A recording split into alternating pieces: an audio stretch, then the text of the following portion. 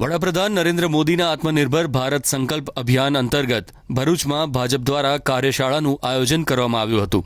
આ કાર્યશાળા ભરૂચ જિલ્લા કોઓપરેટિવ બેંકના હોલમાં ભાજપ જિલ્લા પ્રમુખ પ્રકાશ મોદીની અધ્યક્ષસ્થાને યોજાઈ હતી। કાર્યક્રમમાં વડોદરાના પૂર્વ સાંસદ રંજન ભટ્ટ તથા આત્મનિર્ભર ભારત સંકલ્પ અભિયાનના પ્રદેશ સહસંયોજક જગદીશ પારેખ વિશેષ ઉપસ્થિત રહ્યા હતા।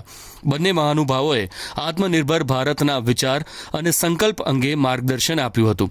કાર્યશાળામાં વક્તાઓએ હર ઘર સ્વદેશીના સૂત્ર સાથે સ્વદેશી ઉત્પાદનોના વપરાશને પ્રોત્સાહન આપવાનો સંદેશ આપ્યો હતો।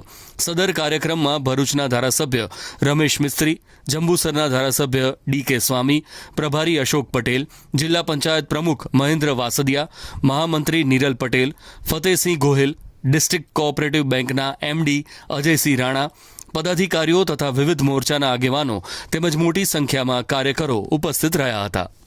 પ્રધાનમંત્રી શ્રી આદરણીય નરેન્દ્રભાઈ મોદીજી દ્વારા આત્મનિર્ભર ભારત એટલે કે હર ઘર સ્વદેશી ઘર ઘર સ્વદેશી નો એક મંત્ર ભારતીય જનતા પાર્ટીના કાર્યકર્તા અને ભારતના દેશવાસીઓને આપ્યો છે। એના ભાગ સ્વરૂપે 25મી સપ્ટેમ્બરથી લઈ અને 25મી ડિસેમ્બર સુધી ભારતીય જનતા પાર્ટીના કાર્યકર્તાઓ દ્વારા આ કાર્યક્રમ એટલે કે દરેક ભારતવાસીને પોતાના દેશમાં બનેલી ચીજ વસ્તુનો ઉપયોગ કરવો, આ એક માર્ગદર્શન આપવા માટેનો આજે ભરૂચ જિલ્લામાં આ કાર્યકર્તાઓની કાર્યશાળા હતી।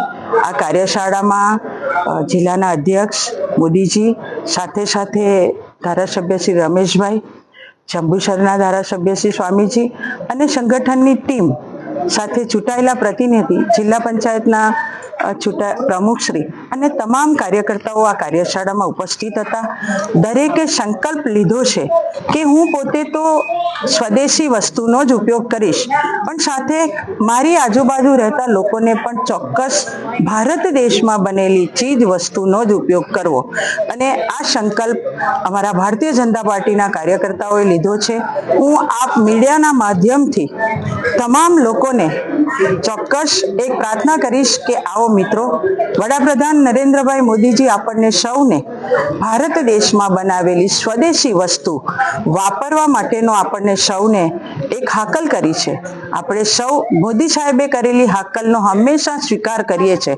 આવો ને, દિવાળીનો તહેવાર છે અને દિવાળીમાં ખૂબ સારી વસ્તુ આપણે ખરીદવાની હોય છે।